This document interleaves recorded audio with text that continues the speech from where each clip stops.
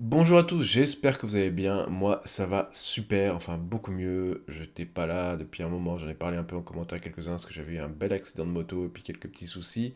Me voilà de retour sur YouTube, j'espère que vous avez la grande forme.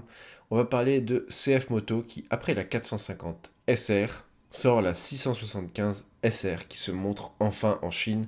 On a eu les premières images. C'est un 3 cylindres de 674 cm3 pour 95,2 chevaux qui montera jusqu'à 220 km/h, compatible A2 et 195 kg en ordre de marche. Ils avaient dit que ça serait probablement une moto plus puissante, mais 95,2, vous en doutez, c'est pour qu'elle soit juste compatible A2. Il y aura sûrement une version plus tard qui fera aux alentours des 110-120 chevaux. En tout cas, il y a pas mal de constructeurs qui en parlent. T'es un peu voir sur les réseaux et ça va être le cas.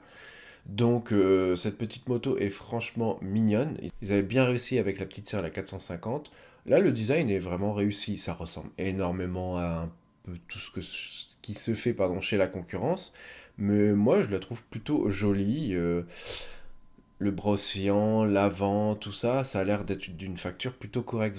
Vous avez des fourches inversées Kayaba, un freinage Jijuan, comme ils font beaucoup, qui est une filiale de Brembo. Donc bon, on est quand même sur quelque chose d'assez performant.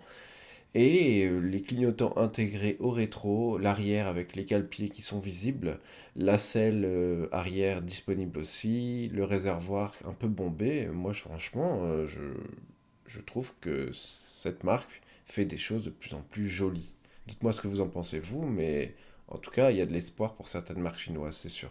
Comme certains sont sûrement au courant, CF Moto dernièrement a fait de la Moto 2 et de la Moto 3. Donc, pour ceux qui ne sauraient pas, la Moto 2 et la Moto 3, c'est la petite sœur de la Moto GP. Vous avez Moto GP, Moto 2, Moto 3, voilà. Et après, en dessous, d'autres catégories, mais là, on n'en parle pas. Et ils ont commencé à faire des podiums avec cette marque.